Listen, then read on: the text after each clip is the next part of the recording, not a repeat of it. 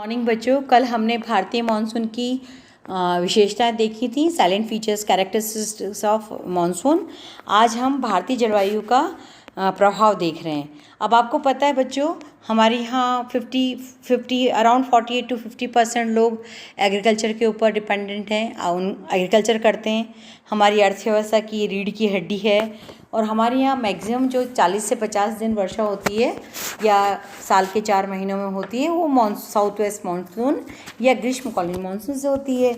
अब बच्चों, ये ग्रीष्मकालीन मानसून से जो वर्षा होती है वो हमारी फसल जो हम अभी बोते हैं, खासकर क्या बोलते हैं, मई जून में हम धान बोते हैं। धान हम बहुत राजस्थान हिंदुस्तान के कुछ राज्यों में स्पेसिफिकली हम धान बोते हैं, पंजाब, हरियाणा, यूपी, उत्तरांचल और हिमाचल के मैदानी भागों में।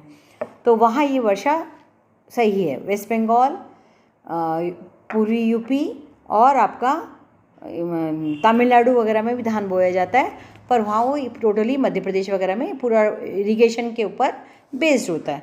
तो कहने का मतलब, हमारे यहाँ शीतकाल में जब उत्तर पश्चिम भारत में चक्रवातों द्वारा वर्षा होती है, वही हमारे मानसून के लिए निर्भर है। ठीक है। और ये जो हमारी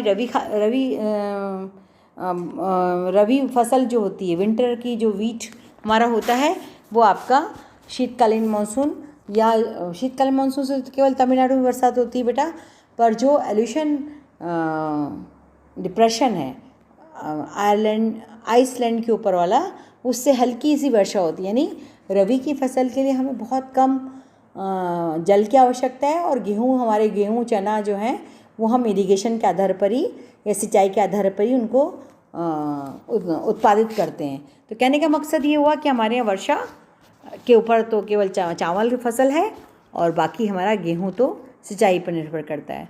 अब दूसरी बात बच्चों, पर्वतीय जो हमारे माउंटेनियस रीजन हैं, उनमें हमारे मतलब उस माउंटेनियस रीजन या जम्मू कश्मीर, हिमाचल, उत्तराखंड, सिक्किम और अरुणाचल के उत्तरी भागों को छोड़कर पूरे हिंदुस्तान में टेम्परेचर विंटर सीजन में हायर होता है।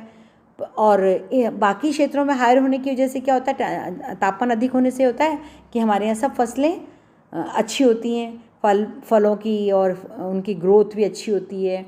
परंतु जैसे राजस्थान के कुछ भाग हैं, गुजरात के कुछ भाग हैं, यूपी के भाग हैं, पंजाब हरियाणा के भाग हैं, वहाँ फ्रॉस्ट पड़ता है, पाला और कोहरा यूपी वगैरह, वेस्ट बंगाल वगैरह के अंदर या असम वगैरह के उत्तरी भाग, अरुणाचल का दक्षिणी भाग, वहाँ हमारे कोहरा वगैरह पड़ता है, तो वो फसलें वहाँ पे थोड़ी सी ख़राब हो जाती हैं। परंतु जैसे असम की वैली में और अरुणाचल के फुटहिल्स पे ये कोहरा जो है चाय की फसल के लिए बहुत अच्छा है। वेस्ट बंगाल के दार्जिलिंग के चाय के बागान या कूच बिहार डिस्ट्रिक्ट के जो एरिया हैं, वहाँ के लिए ठीक है। तो कहने का मतलब, हमारे यहाँ शीतकाल में शीतोष्णकटिबंध की फसलें तथा ग्रीष्मकाल में उष्णकटिबंध या अर्ध उष्णकटिबंध की फसलें पैदा होती हैं। यानी विंटर सीजन में हमारे यहाँ टेम्परेट या सिट्रस फ्रूट्स या विंटर क्रॉप्स प्रोड्यूस होती हैं, और ग्रीष्म में उष्णकाल में टेम्परेट या टॉरिड रीजन में हमारे टॉरिड फसलें पैदा होती हैं। ठीक है। अब है बच्चों तीसरी चीज़ बहुत इंपॉर्टेंट है, मैं अभी बोला कि अप्रैल तथा मई में हमारे दक्षिण भारत में कुछ भागों में आम वर्षा होती है। आम वर्षा मतलब मैंगो शावर्स। तो ये जीके का प्रश्न है बेटा, मैंगो शावर्स कहाँ होते हैं? अप्रैल और मई में होते हैं। कहाँ होते हैं? दक्षिणी भारत में होते हैं। कब होते हैं? अप्रैल मई में होते हैं। दूसरा, आम वर्षा को हम फूलों वाली वर्षा भी बोलते हैं, इसको बोलते हैं हम चेरी ब्लॉसम शावर्स। जीके का second half short question, cherry blossom showers क्या है? ये भी हल्की वर्षा होती है, और ये वर्षा जो है, और इस तरह की वर्षा को हम टी शावर्स भी बोलते हैं। क्या बोला? चाय वर्षा भी बोलते हैं। याद रहेगा, 3 नाम बोले मैंने आपको, mango showers, cherry blossom showers और टी शावर्स। फूलों वाली वर्षा जो बेटे चेरी जो है ना, यदि खासकर हमारे यहाँ तो इसको पदम का पेड़ बोलते हैं पूरे हिमालयन क्षेत्र में, और चेरीज़ को बोलते हैं, जापान से ही वर्ड आया है, जापान, कोरिया, सदर्न चाइना। तो ये जहाँ भी मानसूनी जलवायु है उसके फुटहिल पे ये फ्लावरिंग होती है, और केवल एक वर्षा से ही बहुत अच्छी फ्लावरिंग गर्मी के महीने में हो जाती है, इसलिए इसको हम चेरी फ्लावरिंग ब्लॉसम शावर्स भी बोलते हैं। ठीक है। तो जीके के 3 छोटे छोटे क्वेश्चन सी वाले हो गए। अब बच्चों नेक्स्ट पॉइंट है, यानी फोर्थ बिंदु है कि हमारे यहाँ वर्षा ऋतु में तापमान और आर्द्रता दोनों अधिक होती हैं, क्योंकि हमारे यहाँ तापमान भी बहुत ज़्यादा होता है और आर्द्रता भी बहुत ज़्यादा होती है। इट डिपेंड्स कि रेन शावर्स होते हैं कि नहीं होते हैं, वो तो अलग बात है, पर तापमान और आर्द्रता अधिक होती है तो जैसे एक निश्चित तापमान पर निश्चित आर्द्रता निश्चित तापमान पर निश्चित आर्द्रता का औसांक बिंदु में परिवर्तन, मतलब आपका ड्यू पॉइंट में कन्वर्ट होने से ही रेनफॉल होती है। तो आपका उससे क्या होता है, हमारा उससे फ़ायदा क्या होता है बच्चों, हमारे राजस्थान में, मध्य प्रदेश में, हरियाणा में, यूपी के पश्चिमी यूपी में ये ज्वार बाजरा की जो फसल है, ज्वार बाजरा और मक्का, ये बहुत जल्दी ग्रो करता है। मतलब 2-3 दिन शावर्स हल्की सी बौछारें यदि हो जाएंगी शावर्स, तो ये ज्वार और बाजरा, मिलेट्स मतलब ज्वार बाजरा मक्का, मेज़ मक्का, बाजरा ज्वार, तो मिलेट्स का ग्रोथ बहुत फास्ट होता है, फसलें बहुत तीव्र गति से बढ़ती हैं। नेक्स्ट बिंदु बच्चों, यहाँ पे हमारे वर्षा के कालीन मौसम में हमारे जानवरों के लिए चारा और घास बहुत फास्ट होती है, तो पर्याप्त चारा रेनी सीजन में हमारे यहाँ प्रोड्यूस होता है और टिल सितंबर अक्टूबर तक हमको चारा मिलता है। बाकी महीने सूखा चारा जानवर खाते हैं, जिसको हम कुट्टी के रूप में उनको देते हैं। तो कहने का मतलब ये हुआ कि जब चारा बहुत अधिक होता है तो गाय भैंसों से हमें दूध जो है प्रोडक्ट के रूप में बहुत अच्छे क्वांटिटी में मिलता है। अब है 6 पॉइंट है हमारे यहाँ, सबको आपको पता है कि मानसून पूरा अनिश्चित है, अनियमित है, तो इस वजह से क्या होता है कि कभी कभी तो ये जल्दी आ जाता है, तो फार्मर्स अपने फील्ड तैयार नहीं कर पाते हैं, प्लाव नहीं कर पाते हैं, जोत नहीं पाते हैं, और कई बार ये बहुत लेट आता है, तो बीजों का नुकसान, बुआई होने से बीजों का नुकसान होता है, या समय पर भी बुआई या इसका सोइंग पीरियड जो है नहीं हो पाता, इसलिए भी प्रोडक्शन के ऊपर असर पड़ता है। अनावृष्टि होती है तो भी, और अतिवृष्टि है तो भी, ड्राउट्स हैं तो भी, और एक्सेस रेनी फ्लड्स हैं तो भी। तो कहने का मकसद ये हुआ कि हमारे यहाँ वर्षा समय पर यदि हो जाए तो हमारी कृषि का उत्पादन बहुत अच्छा हो सकता है। जैसे कि मैं क्लास में बोलती हूँ कि राजस्थान की लैंड इतनी फर्टाइल है, इतनी उपजाऊ है कि हाँ, हमारे राजस्थान में थोड़ी सी भी समान वर्षा हो जाए, थोड़ा सा भी यहाँ के फार्मर्स वाटर कंजर्वेशन के ऊपर बहुत ध्यान दें। हमारे यहाँ क्या होता है कि 2 या 4 प्रोजेक्ट्स बन जाते हैं तो उसकी वाहवाही मच जाती है, वाहवाही मच जाती है, बाकी लोग तो उसको यूज़ नहीं करते। तो यानी कि छोटी छोटी जगहों पर छोटे से छोटे तालाब भी फार्मर्स लगाएं। जैसे हम लोगों के यहाँ तो इतनी हैवी रेन्स होती हैं हिल्स में, तो भी वहाँ जो बंजर लैंड होती है, ऊपर खेत का जो सबसे ऊपरी भाग होता है, बंजर वाला खेत होता है, हाइट वाला, तो उसमें क्या करते हैं, प्लास्टिक खड्डा खोदते हैं और प्लास्टिक बिछा देते हैं और उसमें पानी इकट्ठा हो जाता है, यानी टेम्परेरी पॉन्ड बना देते हैं, थाल बोलते हैं हम लोग उसको। अभी उसमें दिल्ली यूनिवर्सिटी के प्रोफेसर्स बहुत ज़्यादा काम कर रहे हैं, जगह जगह पहाड़ों पे थालों का निर्माण कर रहे हैं। तो कई थाल तो हमारे बिना प्लास्टिक के हैं और कई नेचुरल थाल्स हैं। फिर छोटी छोटी नालियाँ बना करके बांस को काट के बीच में से उसको पाइप टाइप में, या होल वाला बांस होता है तो उसमें से करके और खेतों तक उस पानी को पहुंचाते हैं। ये भी नहीं कि पानी एकदम से खुद खोल देते हैं जिससे वो वेस्ट हो जाए। तो कहने का मतलब राजस्थान में भी यदि इस तरह का करें, या पुरानी जितनी भी हमारे परंपरागत जल स्रोत हैं, चरहट वगैरह, ये सारे इसको यूज़ करें, तालाबों को रीजनरेट करें, तो शायद ये बहुत ज़्यादा प्रभावकारी होगा। और सरकार के ऊपर ही केवल डिपेंडेंट ना रहकर फार्मर्स अपने आप भी करें। जैसे मैंने आपको तीसरे चौथे लेक्चर में ये बताया था कि साउथ में बहुत सारे बच्चे जो IITians हैं वो ऑर्गेनिक खेती कर रहे हैं, और खेती के अपलिफ्टमेंट के लिए, सॉइल के अपलिफ्टमेंट के लिए, सीड्स के सुधार के लिए बहुत काम कर रहे हैं। तो इस प्रकार से पढ़ाई के साथ साथ यदि हम इस चीज़ को भी ध्यान रखें तो हम अपने सराउंडिंग्स में बायोडाइवर्सिटी बहुत अच्छी इम्प्रूव कर सकते हैं, लोकल प्लांट्स की सहायता से और होने वाली उपजों की सहायता से।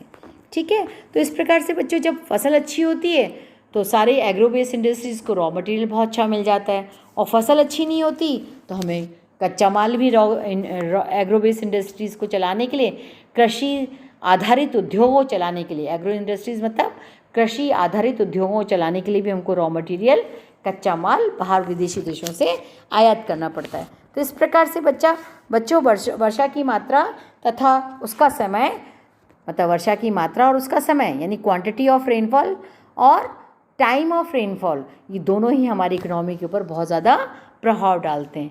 और फर्स्ट व्यक्ति था, जो छोटी क्लासेस में आपने लाइन पढ़ रखी होगी कि भारत का बजट जो है मानसून का जुआ है। सुना होगा आपने, भारत का बजट मानसून का जुआ है। तो ये लाइन पढ़ने से नहीं होता बेटा। आपने यदि 7वीं 8वीं 10वीं 12वीं में ज्योग्राफी पढ़ा है तो थर्ड ईयर में आपको उसको बहुत ज़्यादा एलोबरेट करना है, स्पेसिफाई रूप में करना है। तो ये जो बोला है Indian budget is the Gamble of monsoon, ये ज्योग्राफर इनका नाम, विद्वान का नाम है ब्लैंकेट। क्या नाम है? ब्लैंकेट। और इन्होंने ये 20वीं शताब्दी में कहा था, 1887 में, जब अनावृष्टि के कारण सूखा पड़ा था और बहुत ज़्यादा सूखा पड़ने से अकाल जिसको बोलते हैं एक तरह से हुआ था, और बजट को इम्प्रूव करने में बहुत टाइम लग गया था। तो इस प्रकार से हमारे यहाँ अच्छी वर्षा होती है तो अच्छा बजट बन पाता है सरकार का, और वर्षा अच्छी नहीं होती है तो बजट नहीं हो पाता। हालांकि हमारे यहाँ पहले से बहुत सुधार हुआ है। शॉर्ट ड्यूरेशन, कम समय में उत्पन्न होने वाली फसलों वाले बीज, हाई यील्ड वैरायटी सीड्स, प्रति एकड़ या हेक्टर अधिक उत्पादन करने वाले बीज और फर्टिलाइजर्स को यूज़ करने के कारण हमने उत्पादन बहुत ज़्यादा कम समय में, कम क्षेत्र, छोटे क्षेत्र पर अधिक उत्पादन लिया है। पर अब ये जो प्रॉब्लम्स इससे हो रही हैं, जो वेटलैंड वगैरह की और बहुत सारी प्रॉब्लम्स जो हो रही हैं, उसको सुधारने के लिए वापस अब हमें दोबारा परंपरागत तरीक़ों के ऊपर जाने की आवश्यकता महसूस हो रही है। तो ये बैलेंसिंग नेचर के साथ करके हमें चलना अत्यधिक आवश्यक है। 7वां हमारे यहाँ इसके फीचर है, वह है देश की 3/4 वर्षा हमारे केवल 3-4 महीने में होती है।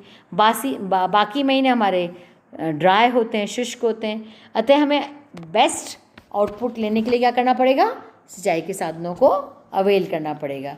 सरकार को सिंचाई के साधनों के पास ज़्यादा से ज़्यादा ध्यान देना पड़ेगा।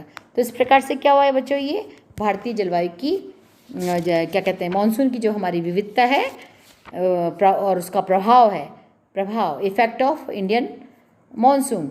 ये इफ़ेक्ट ऑफ इंडियन मानसून इसलिए बोल रही हूँ क्योंकि मानसून हम पढ़ रहे हैं और जलवायु हमारी मानसूनी बन गई, तो हम इसको भारतीय जलवायु का प्रभाव भी बोल सकते हैं।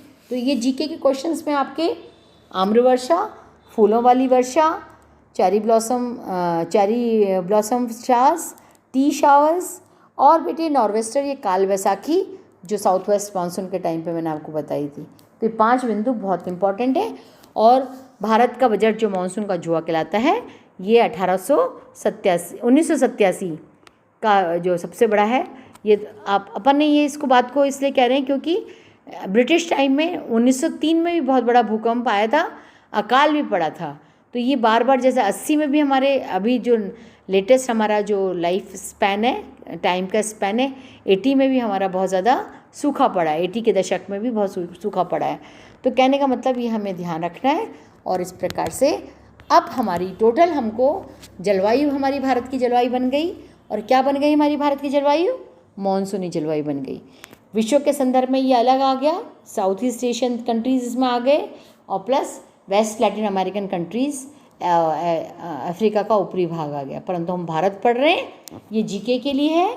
8 से 22 डिग्री नॉर्थ और 22 डिग्री साउथ, यानी 25 डिग्री उत्तर, 25 डिग्री दक्षिण, 8 डिग्री अक्षांश से 25 डिग्री उत्तर और 25 डिग्री दक्षिण, इसको हम बोलेंगे मानसून। महाद्वीपों के पूर्वी किनारों की जलवायु को बोलेंगे मानसून तुल्य जलवायु। अब बच्चों, क्योंकि ये मैंने थोड़ा सा विश्व का इसलिए बोला क्योंकि जलवायु प्रदेश जो आएंगे, क्लाइमेटिक रीजन्स, जिसमें आपका डडले स्टैम्प का है क्लासिफिकेशन ऑफ क्लाइमेट, देन आपका कोपेंस का है, कोपेंस का जलवायु प्रदेश है, फिर थॉर्नवेट का है, और फिर जीटी त्रिपाठा का क्लासिफिकेशन है, और फिर आरएल सिंह का है। तो ये सिर्फ आपको कॉम्पिटिटिव एग्ज़ाम्स के लिए बहुत ज़्यादा इंपॉर्टेंट है, क्योंकि यूनिवर्सिटी सिलेबस में ये स्पेसिफाई नहीं है जलवायु विभाग में कौन सा वाला थर्ड ईयर में पढ़ना है। एमए ज्योग्राफी में तो हम सारे ही पढ़ेंगे, पर मैं आपको इसमें दो क्लासिफिकेशन कराऊंगी, क्योंकि जलवायु प्रदेशों के क्लासिफिकेशन में सिंबल्स यूज़ किए जाते हैं, जैसे बड़ा W, छोटा W, बड़ा T, छोटा T। तो हर ज्योग्राफर ने अपने अपने पैरामीटर्स लिए, मापदंड लिए भारतीय विश्व के जलवायु प्रदेशों को बांटने में, और उसमें मैं सबसे ऑथेंटिक मानती हूँ हिंदुस्तान की जलवायु प्रदेश में climatic regions by doctor R L. Singh, जिन्होंने पुराना ट्रेडिशनल जो जलवायु प्रदेश थे बाय स्टाम्प एंड कैंड्रयू, उसी को उन्होंने भारत के संदर्भ में बहुत अच्छे से देखा और रिफाइन किया। तो कल हम करेंगे जलवायु प्रदेश भारत के। थैंक यू आज के लिए।